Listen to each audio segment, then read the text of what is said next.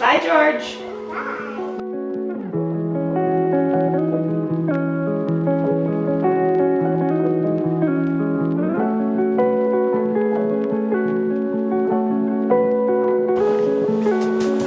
Gwen, today we're going to talk about and give the audience a glimpse into your why. And I think behind the scenes, that's something that you've really kind of honed in and developed, and you probably enhance it and try to improve it every single year. But maybe today we're going to give a glimpse into what your why is, why you have a why, how you establish your why, and how that ultimately motivates your movements throughout the year. So maybe can we rewind a little bit and talk about how we ended up here? Yeah, I felt like I achieved everything in triathlon in 2016 when I won a gold medal, and it was first and foremost really wanted to start a family, and so we had Stanley. And I felt like I wanted to continue in sport, but I wanted to do something different. So I tried professional running, and I was not good at it. I mean, I was good in the sense that, you know, if you put me in the general population, I was good, but not in the professional population. So yeah, I tried to be a professional runner. I wanted to do the marathon. I kept getting injured. Ended up doing the 5K at the Olympic trials. We got like 9th or 11th or something. 9th? 9th, yep. And then, yeah, I got pregnant with George. And George, what did I want to do when I was pregnant with you? Do you know? I wanted to go on the airplane. I wanted to swim. And so when I had George, yeah, I started swimming again. And one of the reasons I stopped triathlon as well was because I didn't enjoy swimming. And I was like, wow, I kind of enjoy this swimming. And, it reminded me, like in triathlon, I was, blessed with not a lot of injuries, and running was really difficult just because I was injured all the time. And I felt like, I also felt like, so much had changed that if I came back to triathlon, it would be a new challenge. And so, I started a lot of new things in that new campaign. One was, working with my psychologist, Jason, and something that he really stressed was, and that I said I wanted as well, was a why. And so we sat down, and it took a lot of time of figuring out, like, what are my values? What are my intentions? What are my goals? And kind of lumping all those into, what's my why going to be? So then what's driving you in 2025?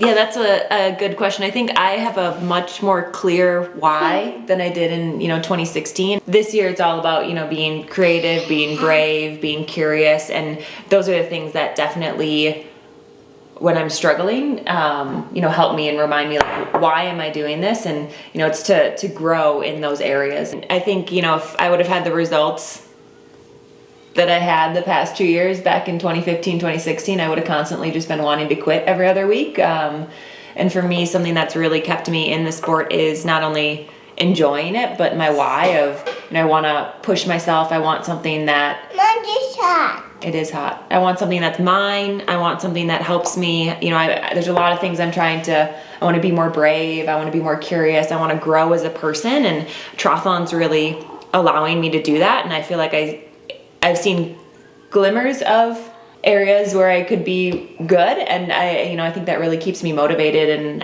also see a lot of areas where I have a lot that I need to improve on and grow on. You didn't have the result that you wanted in Abu Dhabi, for instance, but were you able to go back to your why and draw on that a little bit, and then does that provide any further motivation or inspiration to kind of get through the low spots on the roller coaster?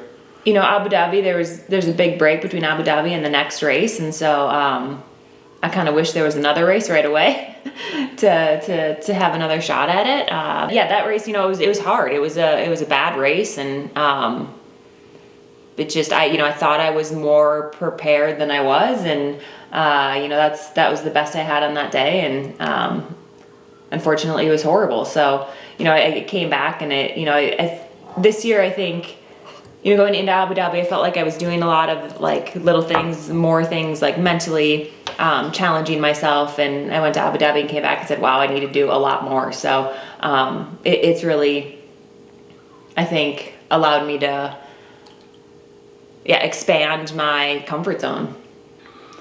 And how much of, trying to be an inspiration to, Stanley and George, is that part of your why as well? Yes, that's, a huge part is, I want them to see that it's okay to do what, to go after something that's important to them. And so for me, triathlon's really important to me, and I want them to see that. I also want them to see that you don't just give up when things get hard and when things, when you have a bad result. And so, that's something that I think really keeps me motivated daily. Yeah. Okay. Thank you. That's so sweet. Thank you. Do you have a why? I like to think for my own, it's like, what's this in service of? Yeah. That's been a big one for my work. What is this in service of? And I think that guides a lot of the decisions that I make every day. Yeah. Like you're willing to do something if it's in service of something bigger. Yeah, right. That's right. Yeah. My business is, I've got an athlete management group. People get it confused a lot. I don't represent my wife. I have 6 amazing clients that I work for. So yeah, it's been really, really good. But it's a full-time job. I would say it's in harmony, obviously, with what Gwen does. And Pat's really, he used to be a professional cyclist, and he's actually, he didn't bike that much the past few years, and this year it's been really enjoyable because he's starting to bike a lot again, so we're able to bike together, which has been really, really enjoyable for me. And if you can't tell, George is 2, and I'm George too. we don't like to probably say out loud that it's TERRIBLE.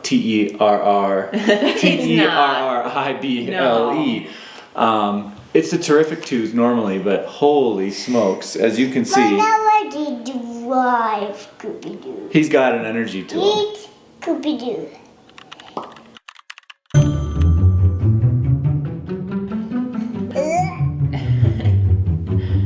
Yucky. Why don't you drink some? It's hot. My dish. Tea. More of this. He's probably getting tired. He went to bed at 10 the other day. Do you want to go take a nappy? Yeah? Yeah. Okay. No.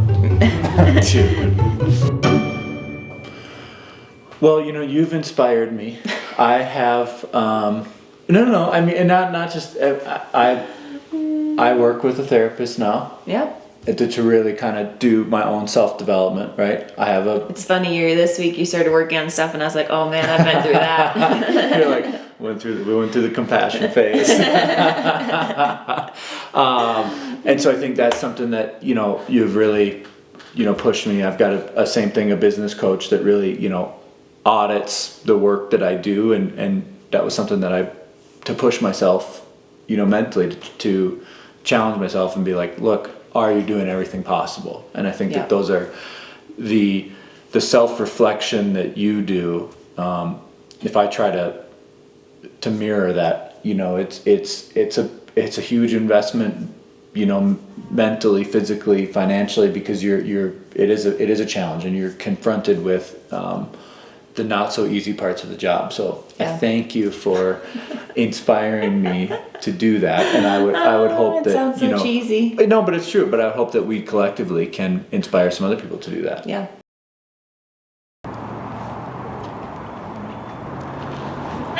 Hi, Gwen. Good to see you. Yes, good to see you too. I'm glad you have this. I'm running low right now. Did you just run here? Yes, but it's a quick run from home. It's like a K. Okay. And then I have a longer run, so I have 16K total today. Yeah. And then meeting Freya, my friend, which is nice. It's always nice when I have buddies to run with. I love running with people, but I hate going places to run. Like, I always want to run from home. Yeah. So I love when people... We'll meet you. Okay. Yes.